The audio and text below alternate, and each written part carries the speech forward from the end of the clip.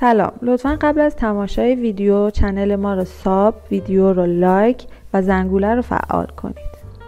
آیا شخصی به نام ابراهیم دیزج قبر امام حسین علیه السلام را 2 قرن بعد از شهادتشان شکافته و پیکر آن حضرت علیه السلام را در قبر سالم مشاهده کرده است؟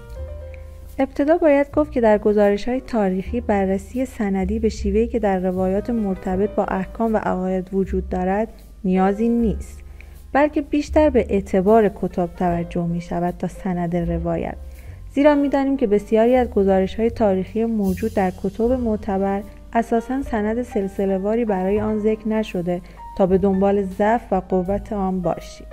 با ذکر این مقدمه به موضوع اشاره شده می پردازیم. ابراهیم دیزج نقل می کند متوکل مرا به کربلا فرستاد تا قبر امام حسین علیه السلام را تخریب کنم و نیز نامه‌ای برای جعفر ابن محمد ابن عمار قاضی فرستاد و او را مأمور کرد تا مراقبم باشد که آیا به دستور عمل می کنم یا نه.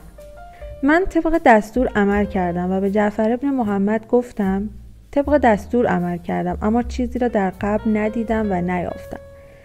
جعفر قاضی گفت مقداری عمیق‌تر می‌کندی. پاسخ دادم که عمیق‌تر هم کندم، اما چیزی ندیدم.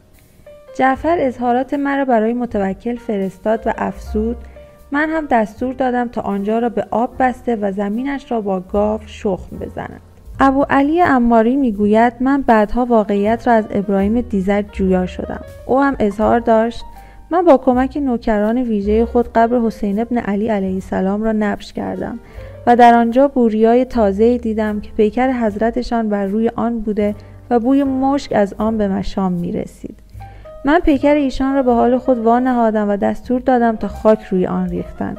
سپس آب بر قبر بستم و گاو را راندم تا آن قبر را شخم زده و آماده برای کشاورزی کند، اما گاو بر روی آن قبر قدم نمی‌گذاشت و هر وقت به آن سو می‌رفت برمیگشت. من در برابر نوکرانم به خداوند سوگندهای غلاظ و شداد خوردم که اگر فردی از آنان این ماجرا را فاش کند او را خواهم کشت. در زمینه محتوای این گزارش باید گفت منبعی که به نقل این ماجرا پرداخته منبع معتبری بوده و میتوان به آن استناد کرد. اگرچه سالم بودن پیکر برخی اولیای الهی موضوع پذیرفتنی است، البته احتمال دارد نوعی مکاشفه برای ابراهیم دیزج به وجود آمده باشد تا از مقام والای امام حسین علیه السلام آگاه شود. اما این گونه نیست که جای هیچ نقدی بر این گزارش وجود نداشته باشد، به ویژه آن که بر اساس روایات بدن پیامبر صلی الله علیه و سلم و امامان علیه السلام بعد از شهادت در آن منطقه نمانده و پس از 3 روز به آسمان ها منتقل می شود.